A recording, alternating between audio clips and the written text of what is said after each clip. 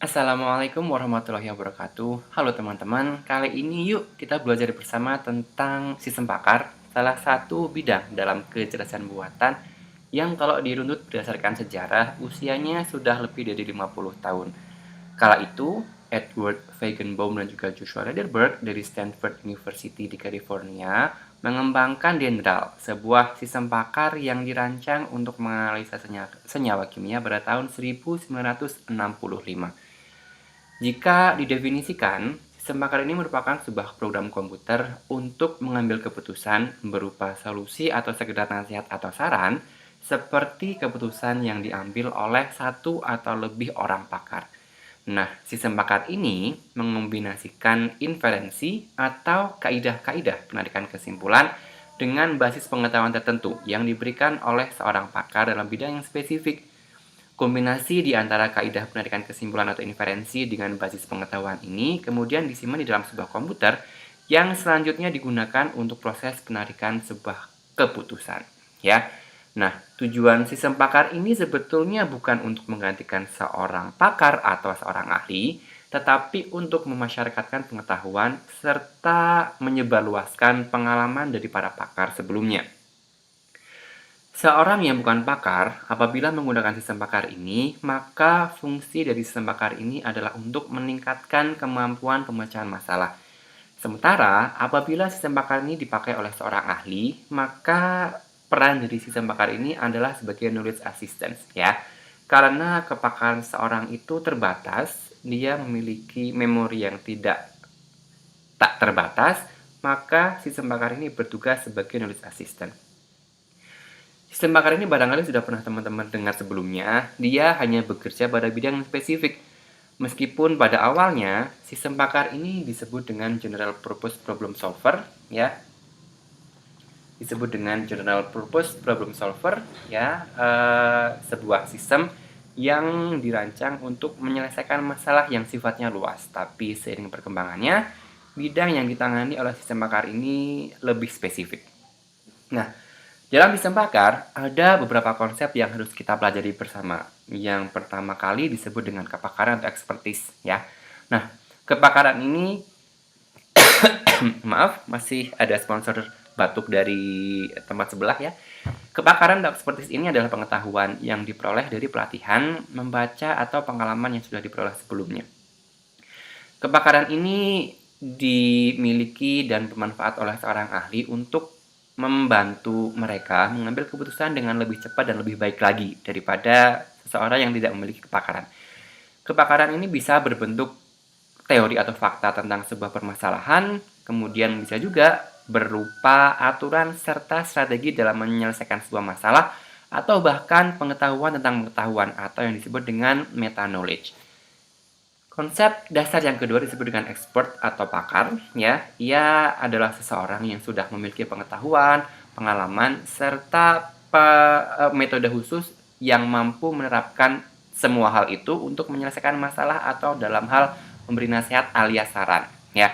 Nah, seorang pakar itu dituntut untuk mampu menjelaskan serta mempelajari hal-hal yang baru, kemudian bisa menyusun ulang kembali pengetahuan-pengetahuan yang sudah diperoleh sebelumnya, sampai menggunakan pengetahuan-pengetahuan yang dikonstruksikan baru tadi untuk memecahkan sebuah masalah atau membentuk aturan-aturan yang sesuai dengan relevansi kepakarannya.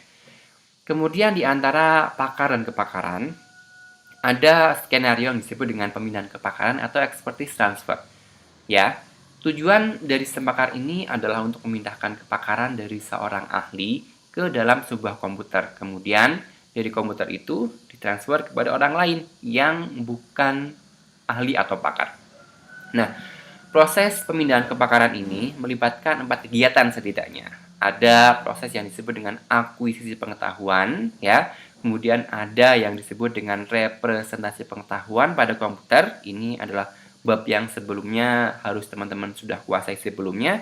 Kemudian ada kaidah-kaidah penarikan kesimpulan alias inferensi dan pemindahan pengetahuan ke pengetahuan yang lainnya. Kemudian, yang keempat, konsep dasar yang harus kita kuasai itu adalah tentang inferensi, ya, atau prosedur penarikan kesimpulan yang memiliki kemampuan dalam melakukan penalaran. Nah, inferensi ini ditampilkan pada suatu komponen yang disebut dengan mesin inferensi, di antaranya melibatkan banyak sekali prosedur pemecahan masalah. Nah, semua pengetahuan yang diperoleh oleh seorang pakar dari proses dia belajar, membaca, atau menganalisis kejadian yang sama sebelumnya, itu disimpan di dalam sebuah media atau wadah yang disebut dengan basis pengetahuan. Adapun dari tujuan mesin inferensi ini adalah mengambil keputusan berdasarkan basis pengetahuan yang dimiliki oleh pakar tadi. Nah, basis pengetahuan itu di dalamnya akan melibatkan banyak hal, di antaranya adalah bentuk aturan atau rules. Sebagian besar program yang disusun pada sistem pakar komersil itu adalah sistem pakar berbasis aturan atau rule-based system atau rule-based expert system, di mana pengetahuan itu disimpan dalam bentuk rule alias aturan-aturan yang merupakan prosedur dalam penarikan kesimpulan atau pemecahan masalah. Bentuk yang paling umum dari aturan pada rule-based expert system ini adalah if-then. Kita nanti akan berkenaan dengan bentuk ini pada beberapa pembelajaran yang akan datang. Nah, selain dari 5 konsep dasar tadi, sistem pakar harus memiliki kemampuan menjelaskan atau explanation capability. Sistem pakar ini harus memiliki kemampuan dalam hal menjelaskan saran atau rekomendasi yang diberikan. Jadi tidak hanya sekedar hasilnya seperti apa, sarannya apa, tapi harus memiliki kemampuan untuk menjelaskan, ya. Penjelasan ini kemudian dilakukan dalam sebuah komponen atau subsystem yang disebut dengan explanation capability atau subsystem penjelasan. Bagian dari subsystem ini memungkinkan operasi penalaran-penalaran itu dilakukan dengan valid atau logis, ya. Jadi penjelasan itu tidak didasarkan pada asumsi, tapi berdasarkan pada kebenaran-kebenaran yang sudah diperoleh sebelumnya, ya. Karakteristik yang ada pada sistem pakar itu ada beberapa, teman-teman, sekitar 5 kalau nggak salah, ya. Di antaranya adalah sistem pakar harus memiliki kinerja yang sangat baik atau high performance, ya. Sistem pakar ini harus mampu memberikan respon berupa saran dengan tingkat kualitas yang lebih besar atau sama dengan dari seorang pakar, ya. Karena pakar itu pasti sudah memiliki kemampuan kinerja yang sangat baik, maka sistem pakar harus dituntut untuk bisa sama dengan atau lebih baik dari kemampuan seorang pakar. Kemudian waktu respon juga harus baik. Ini adalah karakteristik yang lainnya pada sistem pakar atau disebut juga dengan adequate response time. Waktu kerja sistem ini setidaknya sama dengan sistem pakar, ya.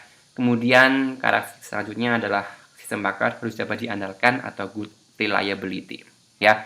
Karena sistem ini harus tidak mudah rusak. Ya, ini bisa saja menyangkut nyawa manusia kalau kepakarannya itu tentang bidang kesehatan, ya. Kemudian sistem pakar harus dapat dipahami atau understandable, ya. Sistem pakar ini harus mampu menjelaskan langkah-langkah penalaran yang dilakukan seperti seorang pakar. Jadi bukan hanya A sampai dengan Z-nya seperti apa, tapi bisa menjelaskan dari A itu ke B, B ke C, C ke D, dan selanjutnya sampai sistem pakar itu bisa menjelaskan kemampuan-kemampuan dalam melakukan penalaran itu dengan baik, sebagaimana seorang pakar bisa menghasilkan sebuah diagnosa contohnya, ya. Kemudian ada lagi karakteristik yang selanjutnya adalah fleksibel atau flexibility, ya. Sistem pakar ini harus mampu menyediakan mekanisme untuk menambah, mengubah, dan juga menghapus pengetahuan. Karena pengetahuan itu tidak harus selalu bersifat statis, namun selalu berkembang. Bisa jadi hari ini kebenaran dinilai sebagai sesuatu yang valid, tapi dengan pembuktian selanjutnya, validitas itu kemudian harus berubah. Ditambah lagi, diubah lagi, atau kebenaran itu sudah lagi tidak valid sehingga harus dihapus, ya. Ini adalah 5 buah karakteristik umum yang dimiliki oleh sebuah sistem pakar. Nah, ada nih perbandingan sistem pakar dengan sistem konvensional, teman-teman. Ini tentu tidak semuanya, ya, hanya ada beberapa, dan teman-teman nanti masih bisa mencari sumber-sumber yang relevan untuk menyelesaikan perbandingan antara sistem pakar dengan sistem konvensional. Di antaranya, pada sistem konvensional itu program tidak membuat kesalahan. Adapun yang berbuat kesalahan atau error itu biasanya adalah orang yang membuat program itu atau pemrogram atau juga pengguna alias user. Adapun pada sistem pakar, program ini dapat berbuat kesalahan, ya, karena sebagaimana seorang pakar, dia memiliki toleransi kesalahan yang juga sama dengan manusia. Nah, pada sistem konvensional, perubahan program itu sangat rumit sekali karena dia sudah seperti sesuatu yang paten, ya, dari A sampai dengan Z, dari awal sampai dengan akhir. Tapi pada sistem bakar, perubahan ini bisa dilakukan dengan mengatur ulang tentang aturan-aturan yang ada pada sistem bakar. Sistem bakar dia bisa beroperasi hanya dengan aturan yang sedikit, ya, sebagai bentuk wujud prototipe awal. Tapi sistem konvensional ini hanya bisa beroperasi kalau seluruh sistem ini sudah dibangun secara lengkap atau selesai. Jadi tidak bisa kalau hanya sebagian terlebih dahulu. Berbeda dengan sistem bakar, ya. Pada sistem bakar, pengetahuan itu adalah komponen utama yang digunakan. Adapun pada sistem konvensional, data adalah yang paling dominan, ya. Kemudian data yang bersifat kuantitatif itu digunakan pada sistem konvensional, sementara data yang bersifat kualitatif ini biasanya dimanfaatkan pada sistem bakar, ya. Teman-teman nanti masih bisa mencari lagi contoh perbandingan antara sistem bakar dengan sistem konvensional. Meskipun banyak kelebihan, kekurangan sistem bakar ini juga ada loh, ya. Di antaranya adalah memerlukan biaya yang cukup mahal dalam pembuatan serta perawatannya. Karena kalau sebuah sistem bakar itu rusak, boleh jadi dia harus menyusun banyak hal yang komponennya tidak mahal dalam hal waktu barangkali, ya, atau dalam hal kepakaran yang harus diperoleh lagi dari orang-orang lain yang kompeten di bidangnya. Kemudian tidak mudah dikembangkan karena keahlian dan ketersediaan pakar itu juga terbatas, ya. Ahli tentang virus misalkan barangkali banyak, tapi tidak selalu bisa dikolaborasikan antara satu pakar dengan pakar yang lainnya. Kemudian sebagaimana tadi di awal disampaikan, ya, perbandingan di tabel sebelumnya, sistem bakar ini bisa melakukan kesalahan. Alias sistem bakar ini tidak selalu 100% benar, meskipun sebelum dilakukan implementasi pasti dilakukan pengujian dulu sampai dengan akurasinya mendekati angka tertinggi alias 100%.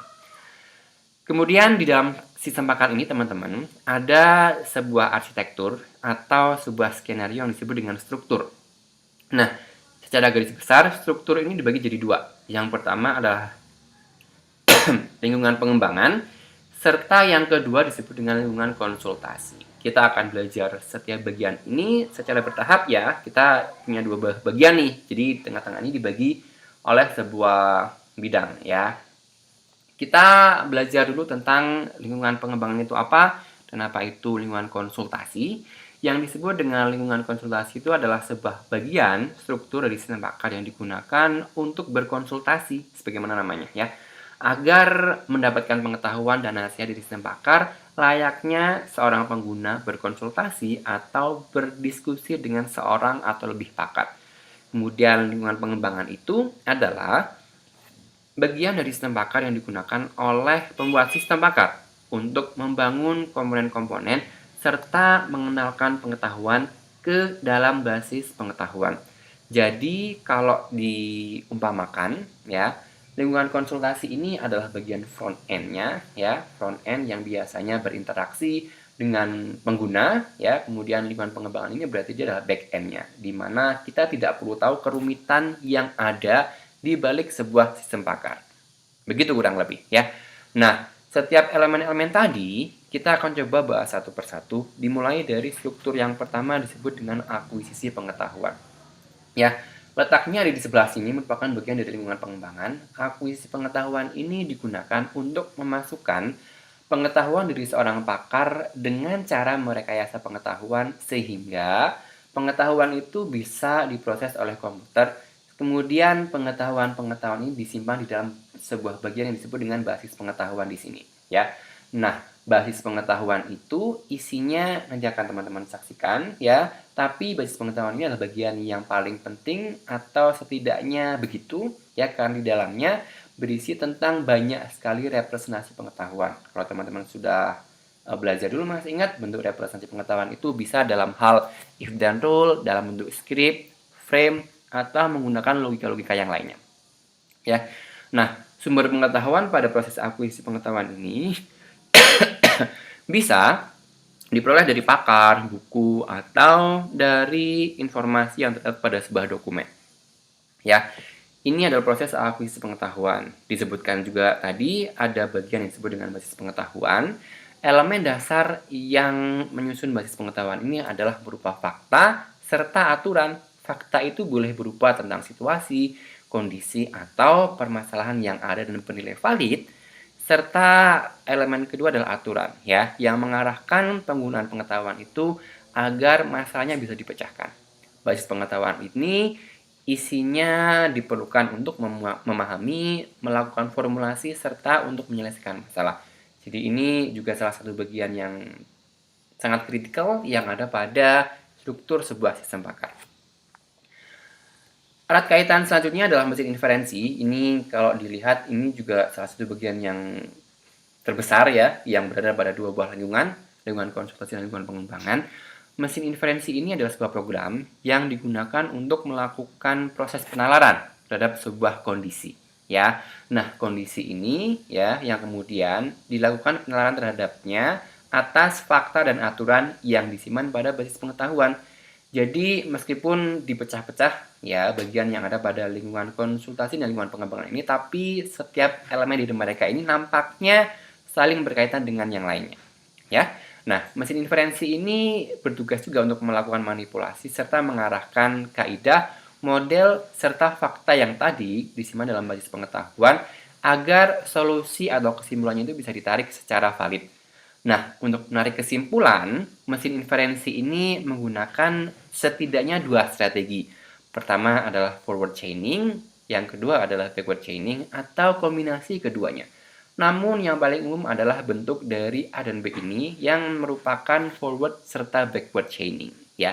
Jadi strategi penarikan kesimpulan atau proses penalaran ini adalah bagian dari mesin inferensi. Ini yang kemudian nanti akan kita coba pelajari dengan lebih lanjut lagi. Sampai di sini diingat dulu, ya. Nah, ini juga kaitannya dengan proses skenario metode pencarian yang sudah teman-teman pelajari pada bab sebelumnya. Oke, ada lagi bagian dalam struktur sistem pakar yang disebut dengan daerah kerja. Ini disebut juga dengan blackboard atau workplace atau working memory, ya. Dia fungsinya adalah untuk merekam hasil sementara untuk dijadikan keputusan serta menjelaskan sebuah masalah yang sedang terjadi, ya. Ini juga berupa sebuah area pada memori yang berfungsi sebagai basis data. Nah, working memory ini tipe keputusannya dapat direkam, ya. Di antaranya pada blackboard ini, tipikal keputusan itu adalah rencana, agenda atau solusi yang masing-masing penjelasannya tentu berbeda, ya. Kemudian ada juga interface alias antarmuka. Sebagaimana teman-teman sudah pasti tahu definisi interface itu apa, ya. Dia adalah sebuah bagian yang digunakan sebagai komunikasi atau di mana dialog itu dilakukan antara user alias pengguna dengan sistem pakar. Komunikasi ini akan lebih optimal kalau bahasa yang disajikan itu adalah menggunakan bahasa alami. Ya, di sini teman-teman nanti harus belajar lagi tentang Natural Language Processing atau NLP. Ya.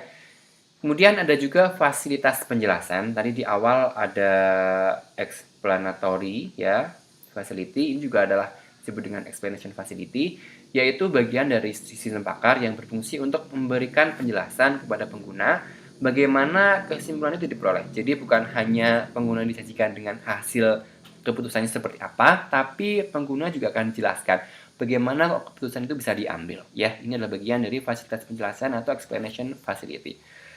Kemudian bisa jadi pada sistem pakar itu pengetahuan yang diperoleh belum sempurna. Tapi berkat adanya sistem perbaikan pengetahuan, seorang pakar sistem pakar ini memiliki kemampuan untuk memperbaiki pengetahuan.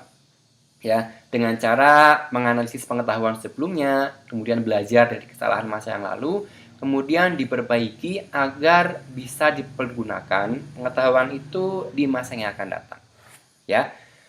Nah, kemampuan evaluasi diri seperti ini diperlukan oleh sistem pakar agar analisis yang dilakukan itu memiliki tingkat kesuksesan yang lebih tinggi daripada kegagalannya dalam mengambil sebuah keputusan. Ya, dengan cara ini tentu akan dihasilkan basis pengetahuan yang lebih baik serta penalaran yang lebih efektif ya. Tadi dengan cara meminimalkan kesalahan dan memaksimalkan kesuksesan dalam pengambilan sebuah keputusan. Dan selanjutnya ya adalah user alias pengguna ya, yang biasanya user ini merupakan orang yang bukan pakar atau non-expert yang memerlukan solusi dari berbagai permasalahan yang ada atau hanya sekedar saran atau untuk mengikuti pelatihan atau training ya. Tadi di awal disebutkan kalau penggunanya bukan seorang sistem pakar, maka dia bisa belajar atau melakukan pelatihan dari sistem pakar. Oke, meskipun sistem pakar itu ada banyak jumlahnya, tapi setidaknya kita punya 3 contoh di sini ya. Dalam bidang kesehatan misalkan ya, yang disebut dengan mycin atau kita menyebutnya dengan micin ya. Kayak kita generasi micin barangkali ya, dia digunakan untuk melakukan diagnosa penyakit infeksi serta mereka merekomendasikan pengobatan yang efektif dengan penyakit infeksi tersebut ya. Fungsi dari mycin ini adalah membantu dokter yang sebelumnya belum memiliki kepakaran dalam hal menangani penyakit infeksius. Contoh sistem pakar yang lainnya adalah delta dan L yang masing-masing berfungsi secara spesifik. Delta ini ada di dalam bidang otomotif ya, mesin lokomotif dan juga mesin diesel. Kemudian L atau EL ini adalah digunakan untuk membantu rekayasa rancangan sirkuit elektronik ya. Kalau teman-teman tahu yang namanya PCB ya, rekayasa rancangan sirkuit elektronik yang terbuat dari transistor, dioda, dan resistor, sehingga hasil yang diperoleh itu lebih optimal lagi dibandingkan dengan manusia yang biasanya adalah coba-coba. Nah, sebetulnya konsep sistem pakar itu masih sangat luas, tapi akan lebih baik kalau teman-teman juga sambil belajar sendiri. Di antaranya adalah, silakan teman-teman coba gambarkan setelah jelaskan tahap pembuatan sistem pakar. Ya, silakan cari referensi atau buku, atau jurnal atau paper yang ilmiah, dan hindari penggunaan dari blog yang hasilnya belum tentu valid. Ya, silakan teman-teman belajar sendiri. Sampai di sini untuk kelas kita pada video ini. Terima kasih, semoga bermanfaat. Selanjutnya kita akan belajar tentang inferensi forward dan backward chaining. Jangan lupa, junjung terus selalu adab di atas ilmu. Assalamualaikum warahmatullahi wabarakatuh.